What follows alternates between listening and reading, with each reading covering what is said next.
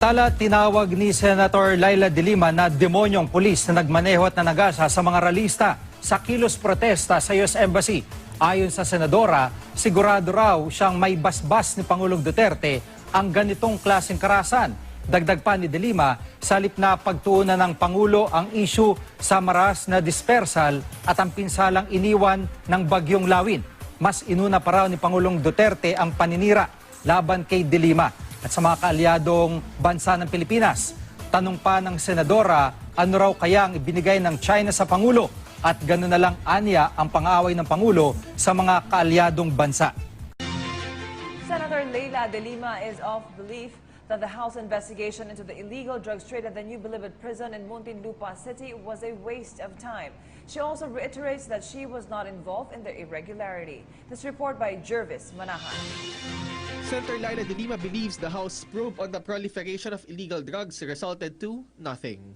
In a forum held in Quezon City, Delima was still fuming in anger and at one point became emotional as she answered many issues being thrown at her. She questioned why the public attorney's office or the PAO lawyered for two of the inmates who testified against her, even if these two are not considered indigent clients. Delima said the PAO should prioritize poor Filipinos in need of legal aid instead of servicing high-profile cases. She also sideswiped at PAO Chief Presida Acosta, whom she said took charge in rehearsing inmates in their testimonies. She also repeatedly denied receiving drug money from drug lords. Kasama lang po yan sa propaganda nila.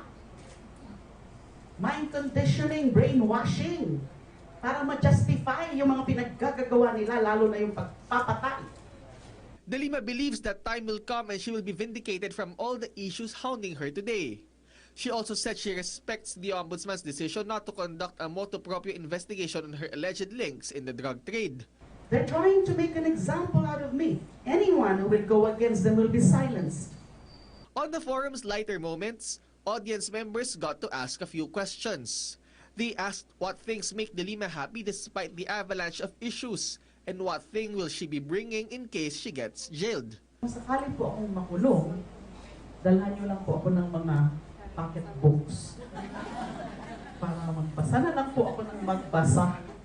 Marami nga akong mga hindi pa nababasa kasi pag pumupunta po ako sa bookstore. There is a senator in my country who was elected. And she was the poster girl of the Human Rights Commission. And the thing that, why this reason, why I am known to you guys are interested to hear about me, is because while I was explaining the quandary of my country and the sheer number and the danger that would impose on the next generation, this started with the war against drugs. And I'll give you the hard numbers. It's 4 million all in all. And they are scattered all over the country. There are about 6,000 policemen into it. Then municipal mayors and the barangay captains who take care of the basic government unit, the barangay chairman, then the municipal mayor, city mayors, governors, regional heads, then the national. What is really very alarming and is that my country has already been contaminated with narco-politics. And it will be a failed state just like in Latin America and in Mexico. In that border there between Texas and Mexico, there are about 60,000 deaths. But I never heard of the State Department of Obama and the EU complain about it.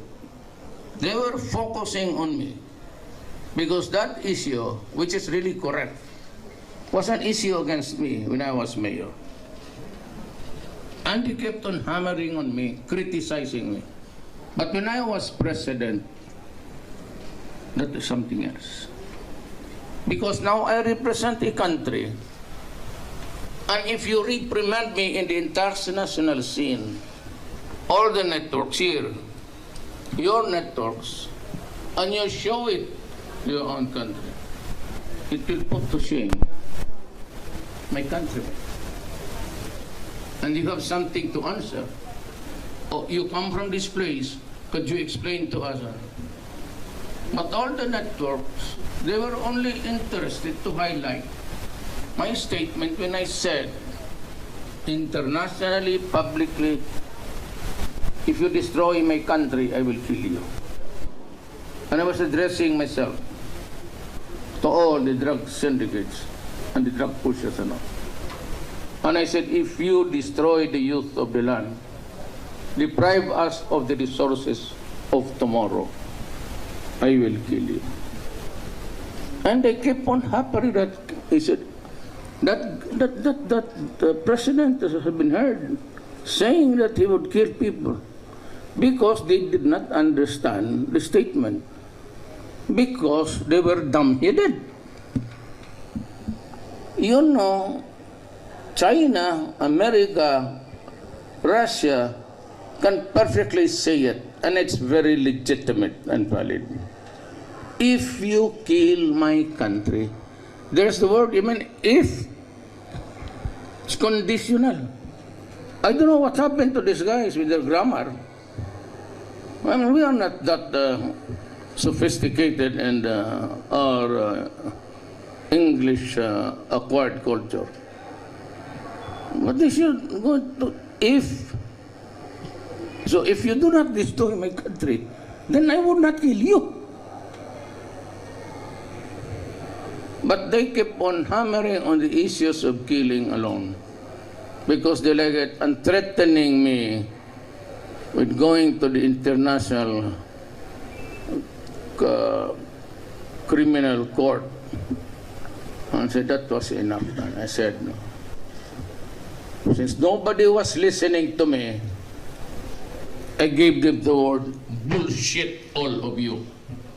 Then they suddenly heard, oh, there's somebody bullshitting us. Who is this guy? Now they know that it's me. Now they are hearing.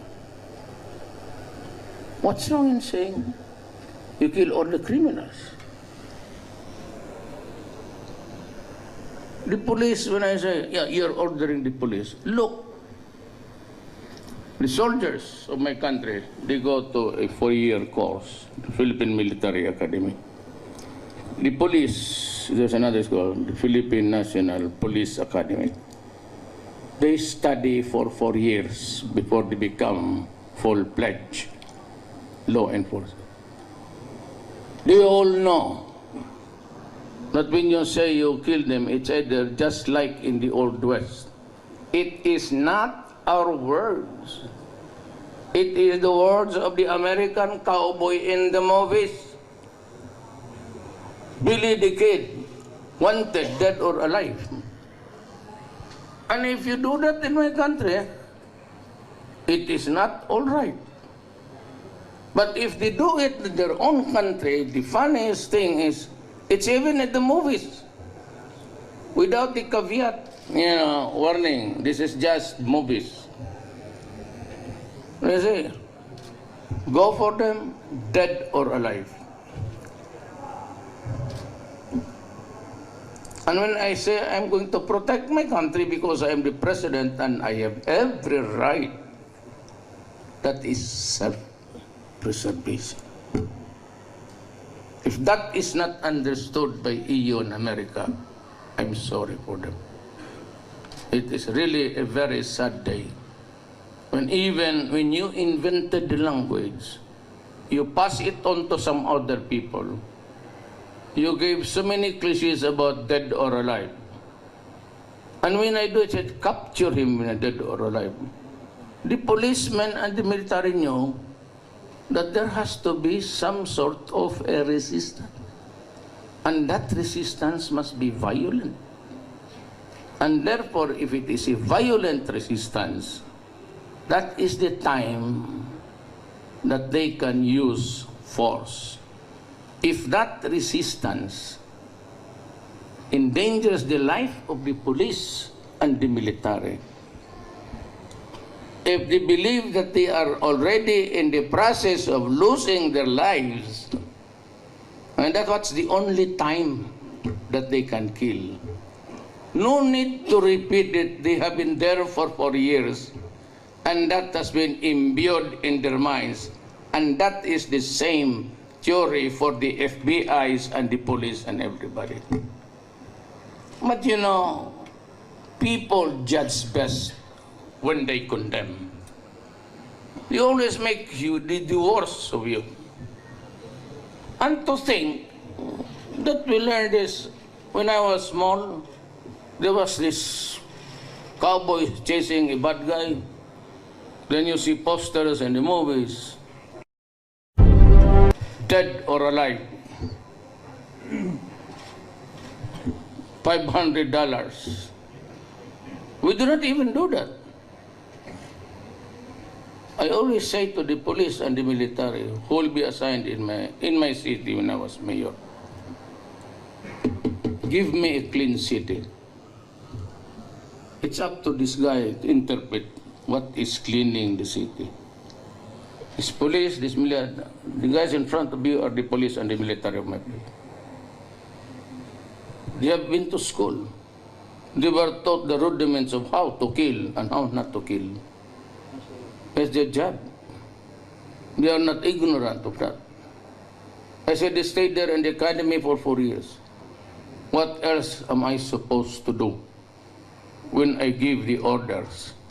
Do I have to lecture again? The same lectures given to them for 4 years? So what prompted me to change foreign policy is that not almost getting a road deal with the West. And EU signed a manifesto, and they told me it was prepared by the lawyers of the. I mean, I said that the lawyers warned me that I can be prosecuted, and then I realized that what is happening now in EU and everything is because they have stupid